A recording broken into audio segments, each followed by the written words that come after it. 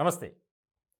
BRS Telangana ఎన్నికల్లో ఘోరంగా ఓటమి చెందిన తర్వాత కేసీఆర్ పరిస్థితి ఎలా ఉందనేది మనందరికీ తెలుసు. ముఖ్యంగా ఆయన ఎన్నికల ఫలితాల అనంతరం నేరుగా రాజీనామా పత్రాన్ని ఓఎస్డీ ద్వారా గవర్నర్‌కు పంపినటువంటి కేసీఆర్ నేరుగా ఫామ్ హౌస్‌కి వెళ్ళిపోయినటువంటి పరిస్థితి. ఇలాంటి సందర్భంలో ఆయన ప్రమాదవశాత్తు పడ్డారో, లేతే అక్కడ గొడవ జరిగి పడ్డారో అది పక్కన పెడితే గనక ఆయనకైతే గాయమైంది. ఆయనకి ఆపరేషన్ కూడా జరిగింది. ఇలాంటి సందర్భంలో ఆయన హాస్పిటల్‌లో ఉన్నటువంటి సందర్భంలో చాలామంది ప్రముఖులు పార్టీలకు అతీతంగా ఆయన్ను పరామర్శించారు. అనంతరం ఆయన కోలుకున్న తర్వాత యశోద నుంచి నందినగర్ నివాసంలోకి ఆయన వచ్చారు. ఇక్కడ చాలా కీలకమైనటువంటి అంశం ఏంటంటే, తాజాగా బీఆర్ఎస్ పార్టీలో ఉన్నటువంటి కొంతమంది, పార్టీలో ఉన్న వారిపైనే ఆరోపణలు, తీవ్రమైన స్థాయిలో డైరెక్ట్‌గా ఆరోపణలు చేసినటువంటి పరిస్థితి. ముఖ్యంగా బీఆర్ఎస్ పార్టీ ఎమ్మెల్సీ అయినటువంటి తక్కెళ్ళపల్లి రవీందర్‌రావు, అలాగే మాజీ ఎమ్మెల్యే మహబూబాబాద్‌కి సంబంధించి శంకర్ నాయక్, వారిద్దరూ చేసినటువంటి ఏవైతే వ్యాఖ్యలున్నాయో వాటిపై కేసీఆర్ ఒక రకమైనటువంటి చర్చ పెట్టారు కొంతమంది కీలకమైనటువంటి నేతలతో.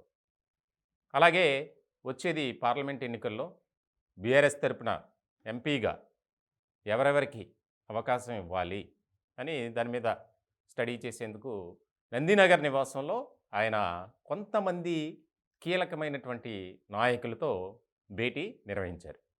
ఇలాంటి సందర్భంలో ఆయన కేటీఆర్‌పై ఆగ్రహం వ్యక్తం చేశారు అనేది ఇప్పుడు బాగా ప్రచారం జరుగుతుంది. వాస్తవానికి ఆ ఇద్దరు నేతలు చేసినటువంటి వ్యాఖ్యలు చాలా సంచలనంగా మారింది. వాస్తవానికి వారు చేసినటువంటి వ్యాఖ్యలు కేటీఆర్‌కు అనుకూలంగా, అంటే కేటీఆర్‌ను ఉద్దేశించి చేశారు. ప్రధానంగా ఆయన పార్టీలో వ్యతిరేక విధానాలను ముందుకు తీసుకెళ్తున్నారు. పార్టీ నాయకులను కలుపుకొని ముందుకు వెళ్ళడంలో ఆయన ఫెయిల్ అయ్యారు అనేది కొంతమంది నేతల నుంచి కేసీఆర్‌కి అందినటువంటి సమాచారం. అలాగే గతంలో కూడా చాలా సందర్భాల్లో కేసీఆర్ కేటీఆర్‌ని కొంత సముదాయించి వార్నింగ్ ఇచ్చి మాట్లాడినటువంటి పరిస్థితి. అలాగే ఎన్నికలకు ముందు సిరిసిల్ల నియోజకవర్గానికి సంబంధించినటువంటి కొంతమంది నాయకులతో కేటీఆర్ మాట్లాడినటువంటి ఫోన్ కాల్ బయటకొచ్చింది.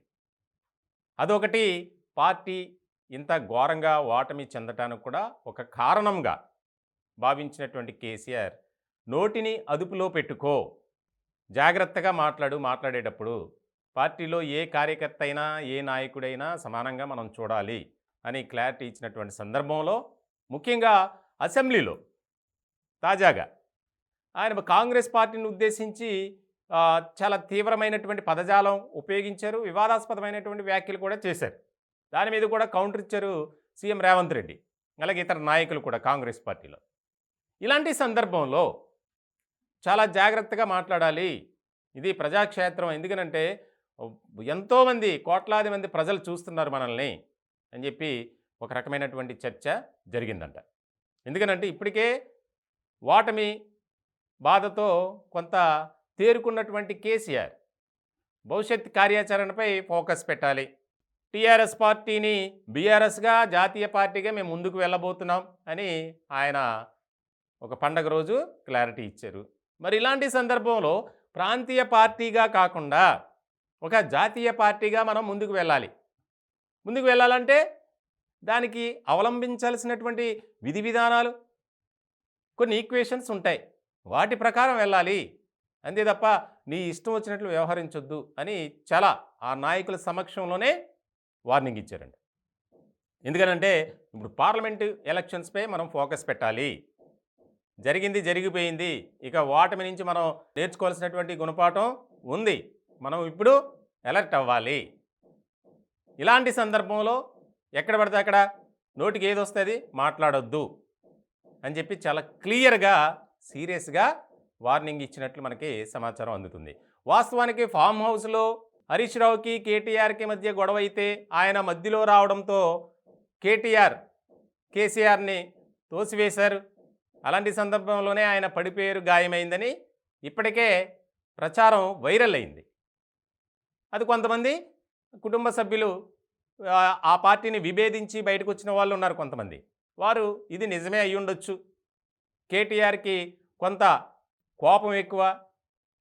ఆయన ఇలాంటి పట్టించుకోరు. అంటే ఇలాంటివి ఎక్కువగా ఆయన తీసుకోరు. ఆయన్నెవరన్నా ఏదైనా అంటే వెంటనే యాక్షన్ ఉంటుంది అని వాళ్ళే చెప్పారు. ఇలాంటి సందర్భంలో తాజాగా జరిగినటువంటి నందినగర్ కేసీఆర్ నివాసంలో జరిగిన భేటీలో ఈ అంశాలన్నీ చర్చకొచ్చాయి. చర్చకొచ్చినటువంటి నేపథ్యంలోనే కేటీఆర్ వ్యవహార శైలిపై, ఆయన మాట్లాడే విధానంపై, అలాగే పార్టీలో ఉన్నటువంటి కార్యకర్తలు, నాయకులపై ఏ రకమైనటువంటి విధానం అవలంబించాలి, మనం ఎలా ముందుకు వెళ్ళాలి అని చెప్పి చాలా క్లియర్‌గా, సీరియస్‌గా వార్నింగ్ ఇచ్చినట్లు తెలుస్తుంది. అలాగే తాజాగా రవీందర్‌రావు అలాగే శంకర్ నాయక్ ఇద్దరు చేసినటువంటి వ్యాఖ్యల్ని ఉద్దేశించి కూడా, ఇదిగో ఇలా మాట్లాడటం వల్ల, ఇలా వ్యవహరించడం వల్ల ఆ నాయకులు ఇలా మాట్లాడారు, వాళ్ళు మాట్లాడిన దాంట్లో తప్పేమీ లేదు, కాబట్టి నీ పద్ధతి మార్చుకో అని స్మూత్‌గా, సీరియస్‌గా తండ్రి హోదాలో కుమారుడికి కేటీఆర్‌కి క్లాస్ స్పీకర్ అట. ఇప్పుడు ఇదే రాజకీయంగా పెద్ద చర్చ జరుగుతుంది.